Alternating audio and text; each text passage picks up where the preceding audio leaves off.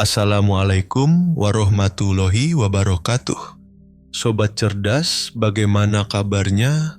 Semoga sobat senantiasa diberikan perlindungan oleh Allah Subhanahu wa Ta'ala dimanapun berada. Amin. Sobat, lama tidak bertemu, mohon dimaafkan karena Mimin 2 minggu harus istirahat karena sakit.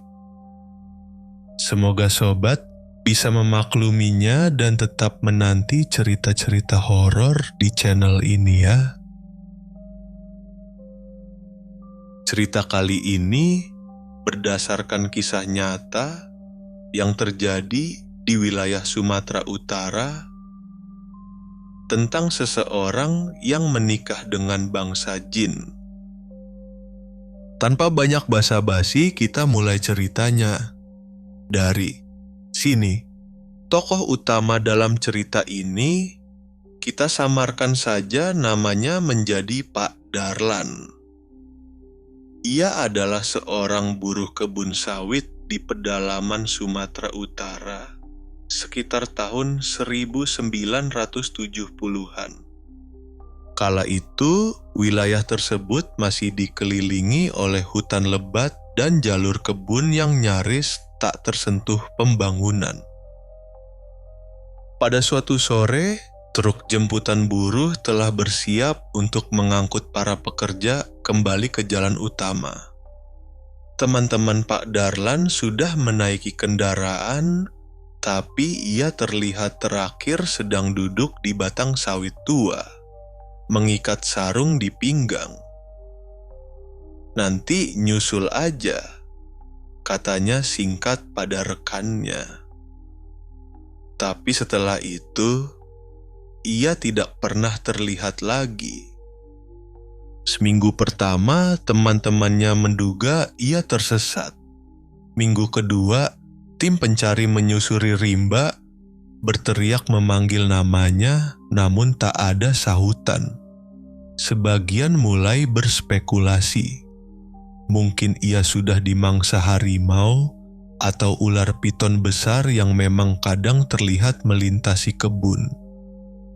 Namun anehnya, tak ditemukan bekas darah, sisa pakaian, ataupun jejak perlawanan. Anak satu-satunya, kita sebut saja Ucok.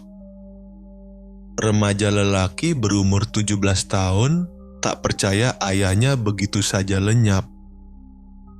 Ibunya telah lama meninggal dunia, jadi hanya ayahnya satu-satunya keluarga.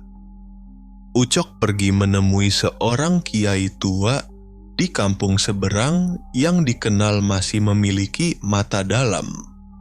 Dari penerawangan sang kiai, ia berkata dengan nada tenang, "Ayahmu masih hidup, ia masih di kebun, tapi bukan di dunia yang sama denganmu." Kemudian berdasarkan petunjuk kiai tersebut, Ucok mencari ayahnya bersama warga lainnya, menyisir setiap sudut kebun dari pagi hingga malam, sambil melantunkan adzan dalam waktu 1 minggu berturut-turut. Namun, tidak membuahkan hasil. Pada suatu malam, ada yang mengetuk pintu rumah Ucok. Awalnya Ucok mengabaikannya, namun ketukannya semakin keras. Akhirnya Ucok membuka pintu rumah. Dan alangkah terkejutnya ia melihat ayahnya berdiri di depan pintu. Masih dengan pakaian kerjanya, tidak koyak, tidak dekil, wajahnya bersih dan tubuhnya sehat seperti tak pernah terjadi apa-apa. Saat Ucok bertanya, Pak Darlan hanya menjawab bahwa ia merasa baru sehari semalam berada di kebun, dan keesokan harinya pulang seperti biasa. Lebih aneh lagi, Pak Darlan mengaku bahwa ia telah menikah kembali dengan seorang perempuan cantik yang tinggal di dekat kebun. Katanya perempuan itu baik, penyayang, dan mengerti dirinya. Ia bahkan menyuruh Ucok menyiapkan satu kursi tambahan di meja makan untuk ibu tirinya. Namun, Ucok tak melihat siapapun di kursi itu. Yang ada hanya ayahnya, bicara sambil menoleh pada ruang kosong, tersenyum seolah tengah bercakap dengan seseorang. Ucok mulai merasa takut. Ia kembali ke rumah Kiai yang kemudian membuka kebenaran. Ayahmu telah menikah dengan makhluk halus, jin atau siluman perempuan. Ia menjerat ayahmu dengan kasih semu, jelas Kiai itu.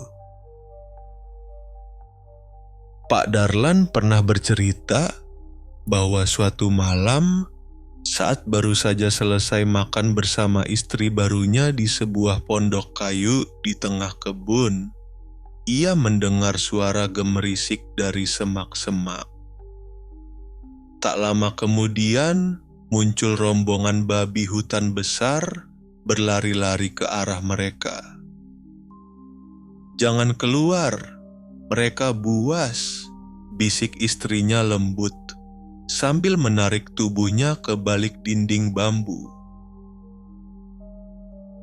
Pak Darlan hanya mengintip dari celah dan matanya membelalak.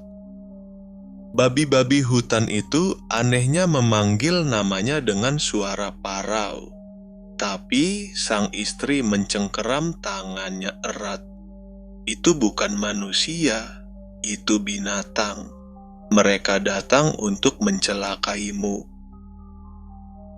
Dan sejak malam itu, ia tak berani lagi keluar pondok. Setiap kali mendengar suara langkah kaki atau nama dirinya dipanggil dari kejauhan, buru-buru Pak Darlan bersembunyi sebisa mungkin. Pak Darlan memang telah dibutakan oleh pesona siluman itu. Setiap hari ia disuguhkan makanan lezat, dihibur dengan tawa, dan kecantikan istrinya yang tak pernah ia temui sepanjang hidupnya. Pondok mereka di tengah kebun terasa seperti surga tersembunyi.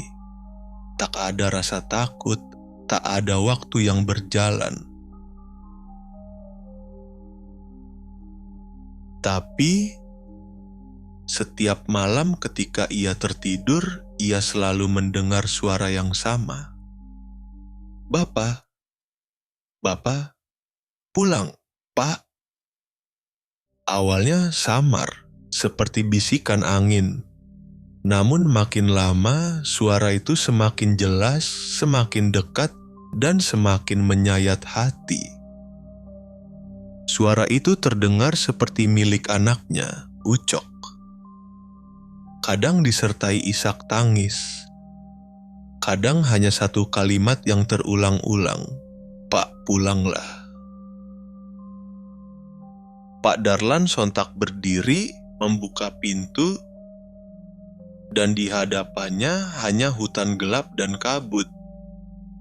Tapi untuk pertama kalinya, ia melihat jalan tanah yang ia kenal, arah menuju perkampungan.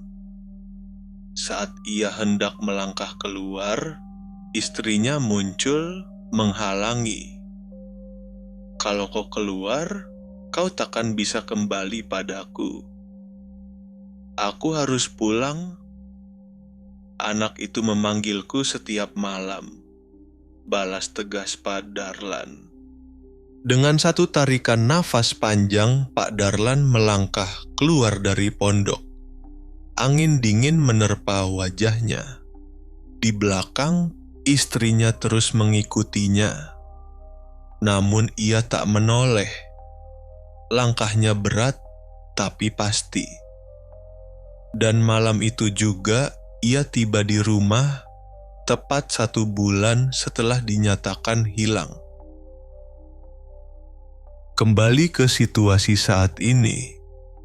Sekembalinya Pak Darlan ke rumah, keanehan mulai terjadi. Ucok mendengar pintu rumah diketuk tengah malam, padahal tak ada orang di luar. Angin dingin menyusup ke celah jendela, membawa bau tanah basah dan bunga liar yang tak pernah tumbuh di sekitar rumah mereka. Di dapur, gelas pecah sendiri, tirai bergerak meski udara diam. Tapi yang paling membuat bulu kuduk meremang adalah Pak Darlan masih bicara sendiri. Di meja makan, ia masih menambahkan 1 kursi kosong dan menyajikan sepiring nasi. Seolah ada seseorang yang ikut makan bersama mereka. Dia sudah ikut pulang, Cok. Dia nggak mau tinggal di sana sendirian. Tapi jangan takut, dia bukan makhluk jahat. Dia cuma nggak rela. Jelas Pak Darlan. Ucok pucat. Ia tak melihat apa-apa, tapi kadang dari sudut mata ia menangkap bayangan perempuan duduk di kursi itu, menatap ke arahnya dengan mata kosong. Suatu malam Ucok terbangun karena mendengar suara. Ada suara pertengkaran dari kamar ayahnya, tapi anehnya hanya 1 suara manusia, suara ayahnya sendiri.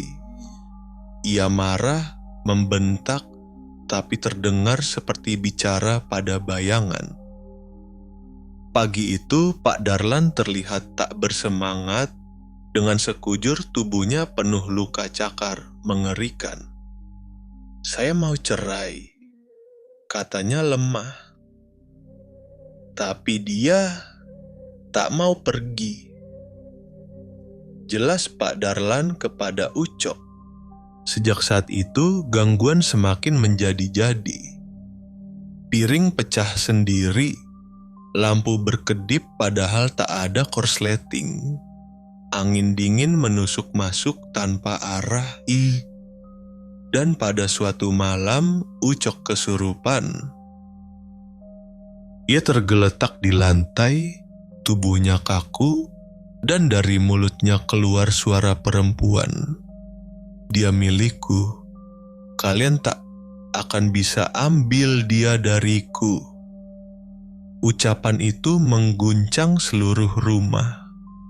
Hingga ayahnya mendatangi Kiai yang dulu pernah membantu mereka.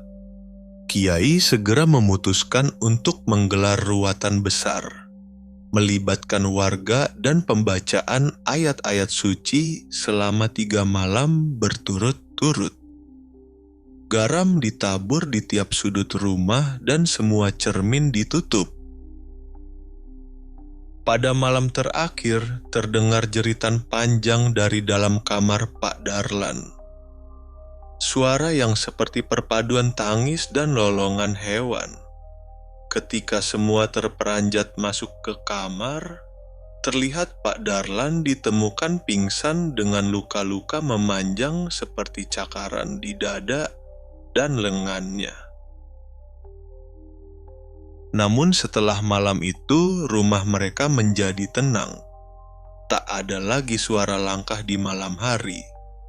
Kursi makan tak lagi ditarik untuk seseorang yang tak terlihat. Cermin tak lagi memperlihatkan bayangan lain.